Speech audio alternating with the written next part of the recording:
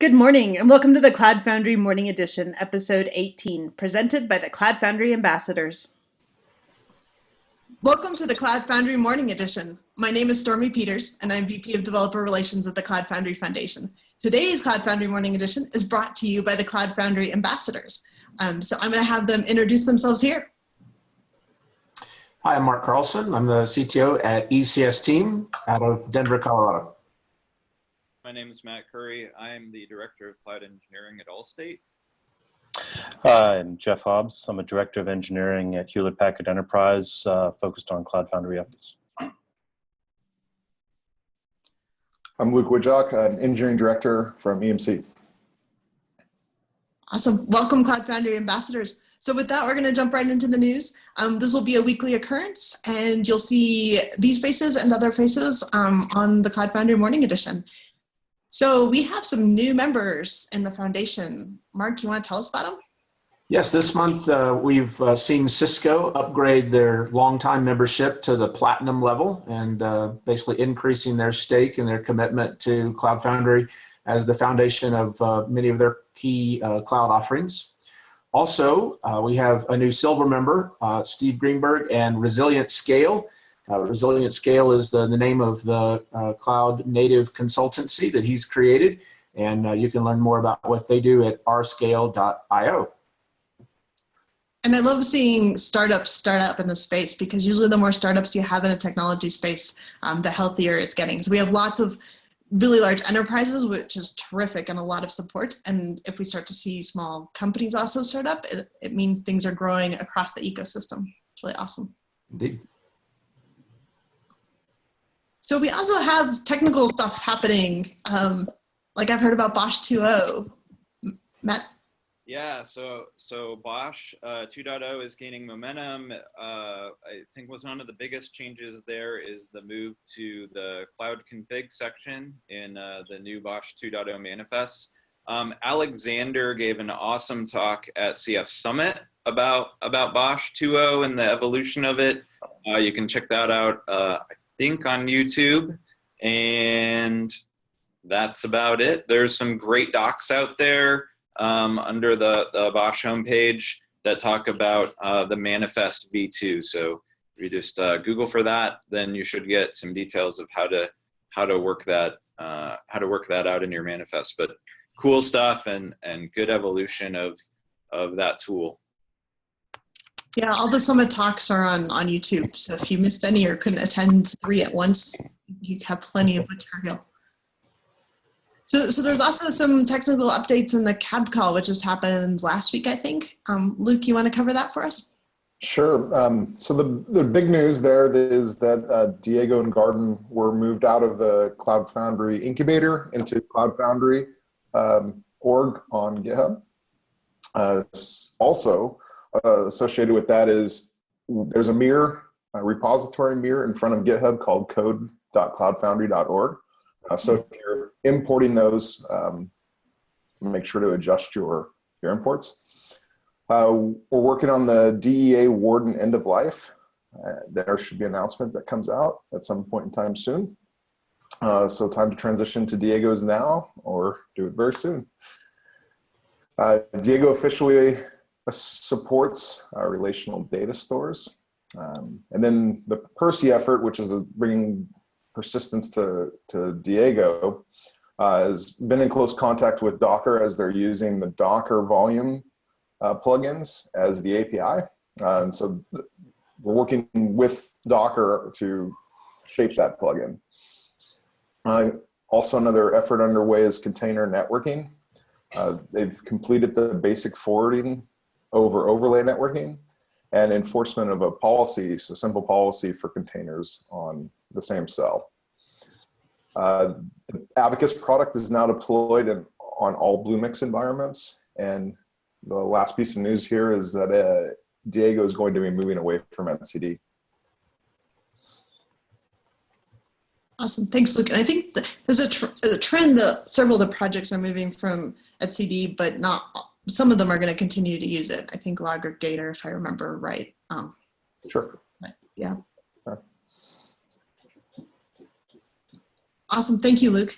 No problem. And the cab call is open to everyone. So if it's once a month, I think, for an hour, if anyone wants to hear directly from the project leads, but if not, we will give you the summary here. And Stormy, one thing to point out is that the Cloud Foundry organization's the foundation Slack channel, you can reach at slack.cloudfoundry.org, and there's a channel within that Slack account for the cab calls itself. So you can announce your participation there and ask questions there, and it's a pretty good way to jump in and participate. Awesome. Good point. And then one thing we'd like to do more of in the future is bring you trends that we see in the world. One of the big trends is multi-clouds. Mark, you want to talk to that? Yeah, I'll just take a second.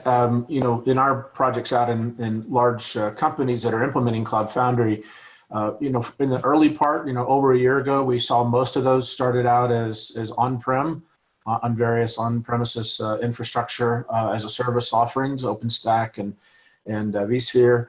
But what we've seen kind of in the last 3 to 6 months is a move to, you know, in that time, if a lot of times they would shift and also have a secondary implementation on a public cloud, and that public cloud was almost always Amazon, you know, a year ago or so.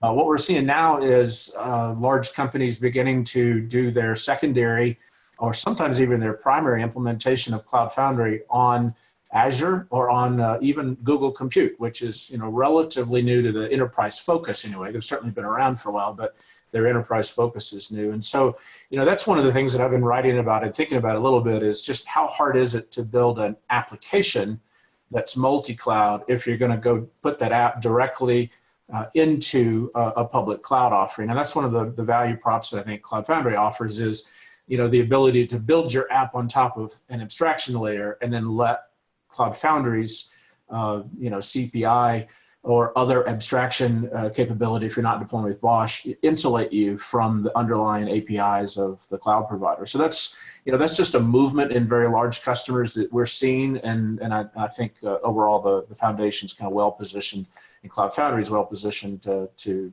capitalize on that.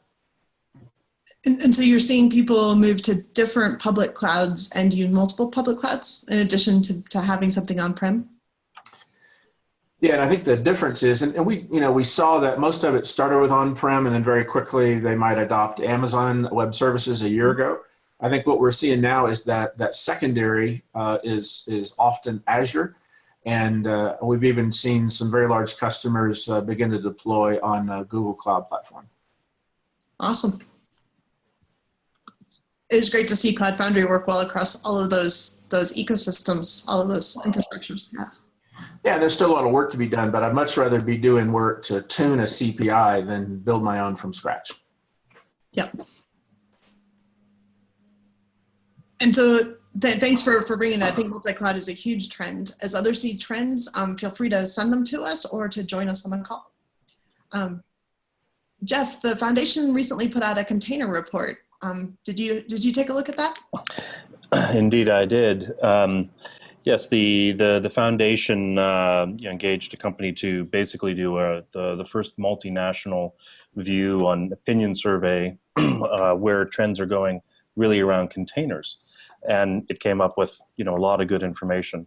And I think the first the scale of the survey itself was really nice, in that respondents were screened so that you were getting core IT decision makers and influencers in companies that were a minimum of 100 employees and people that had been minimum of 2 years in IT. So they were really they got a good sample size and got a good cross section of those in the know driving their internal work. And additionally, it was actually very evenly divided between North America, Europe, and Asia for almost 1/3 each. So it is a very global survey. And it showed that mostly for more than 50%, it's using containers for application development. Then there's the various breakdown in there. And from the benefits, people mostly see isolation as the key one. Version control and consistent environments and lightweight, small footprint also were highly rated. But the key worries that grew with the increased container adoption were basically managing these containers at scale. And if the half of the respondents said container management is very important, followed by monitoring of them. So there's a lot more detail in the report. Please go over to the Cloud Foundry blog. In the community blog, you'll find it there. It was released in mid-June, titled of Hope versus Reality, Containers in 2016. Awesome, thanks, Jeff. It was a good read. I thought what was interesting too is that most people wanted to use containers, but not everybody had figured out how to do it yet. So hopefully all of our work on Cloud Foundry helps them deploy and manage them and monitor them more effectively, because there was a lot of companies that saw them as useful but hadn't figured them out. Yeah, exactly. I mean, that's part of it, is how do you bring in this new technology, and of course Cloud Foundry has that nice prescriptive way of doing it that companies like, because it answers a lot of the questions they have internally. Cool. Thanks, Jeff. So I think we're going to wrap it up with events here. Anyone can jump in with any events that they know. SpringOne is next week. I think a couple of you are going, or your organizations are going. Yeah, Matt had to drop off the call, but AllState's got a couple of talks next week, including one by Matt Curry, who was on earlier. There's a number of users of either some of the cloud native Java coming out of the Spring group, as well as Cloud Foundry customers as well. And so it'll be an interesting show in terms of a mix of customer case studies and technical talks. And so certainly looking forward to that. Our group's given a talk on going from an application and turning it into a service broker, and then in this case turning it into a tile to run in Pivotal's Cloud Foundry marketplace. Awesome. And there is a Cloud Foundry booth there. And typically our booths are staffed by member companies and by ambassadors. And so if you are someone who can help out with the booth, that'd be great. And if you want to talk to an ambassador or a member company, stop by the booth if you're there. Hey, Stormy, I got one other addition to that. I remembered our group is going to be there presenting on persistence and sort of the end-to-end story. We have an addition to Spring that allows you to use persistence in a Spring-like fashion that's very clean from a developer's point of view. So Paul Warren from our group is going to be giving a presentation on persistence in Cloud Foundry tied together with Spring and how they work in tandem. That sounds good, Luke. Yep. And I encourage all you Cloud Foundry fans to support your Cloud Foundry speakers and go to their talks and tweet it and help spread the word that way and ask them supporting questions. So other big news, the European Summit is coming up. It's not for a while, it's the end of September, but this week, I think this morning, we just announced the schedule with all the speakers and the keynote speakers. It's really awesome. As we were going through the call for papers, we found a paper from the Dutch government. So we were super excited about that. We didn't know the Dutch government was using Cloud Foundry. So there's a number of customers and member companies and users, lots of great speakers if you go take a look there. And registration's open. Early bird registration, which is a pretty good discount, is open till August 2nd. On the Cloud Foundry Summit news, the foundations announced that Cloud Foundry Asia, which happened in China last year, is going to be replaced by Cloud Foundry Days. And the goal there is to be able to reach into more countries within Asia. Asia is a really big place, so having just one summit was really hard to get everybody there. So we'll have a series of Cloud Foundry Days, I think, and our member companies are going to help put them on. And I think there's a handful already planned, and we're still looking for hosts. I think we need a host for Tokyo. Oh, I should look this up. We need 2 more countries that we want to target in the first round that need hosts, but there's a handful planned. Tokyo, Hong Kong, and Singapore. Thank you. So if you'd like to speak at or help plan those, we're looking for help planning out the Cloud Foundry Days Asia. The meetups have been continuing to go strong. Our meetups are always awesome. There's been just 14 meetups in the past week. So they're all over the world, Europe, Dublin, London, all of North America, like Denver. Denver had one. Tokyo and Asia, there's a number of them. I actually got to attend the London one instead of the Denver one. Sorry, Mark. So I spoke at LoPug in London, which was fun. And then while I was in London, the reason I was in London was doing a Cloud Foundry roadshow. So the foundation has been going to all the major sites where there's a large concentration of Cloud Foundry contributors and giving an update on the foundation and finding out if people have questions or what they want to contribute. It's been a lot of fun. We've done most of the North American sites and the European sites. So I think it's been like Santa Monica, San Francisco, Toronto, Denver, London, Cambridge. We did not do Raleigh since they just had their dojo launch and we were there. Waldorf in Germany and Sofia in Bulgaria. And I think that it's been a roadshow. So if you are at a site that has a large concentration of Cloud Foundry contributors and would like the roadshow to come your way, let us know. And then 2 more event things. One is we'll always have a section for call for speakers. So if you have a conference where you'd love to have a Cloud Foundry speaker, let us know. A couple that I know that have call for papers right now are Container Camp in London. And I believe the Garden team has already submitted their proposal. So that's awesome. And then there's an Open IoT Summit in Europe run by the Linux Foundation. And we'll have those in the notes for this podcast. Great. And then last but not least, for those of you that were at the Santa Clara Summit, there was a BOSH Day. And the thought was, what do we do with that community day? And the idea was not to do another BOSH Day, but maybe do a Concourse Day, maybe do a Diego Day, maybe do something else. And so what we're leaning towards right now, and we're looking for people that want to help. So if you want to influence it and make it something else or make it more of that, you can join, is a hack day, which would be building things on top of Cloud Foundry components. So maybe focused around Garden or Diego. We'd have it the day before the conference. People can come, hack, build things. They can bring something they partially built and they want help with. And then it'll be like a regular hack day where everyone gets to demo it at the hack day, and then the best ones can present it on stage at the summit. So that's the current thinking. But it needs volunteers, so it needs people that want to help make it what they want to make it. All right, any other news from anybody on the call or anything that anyone would like to share?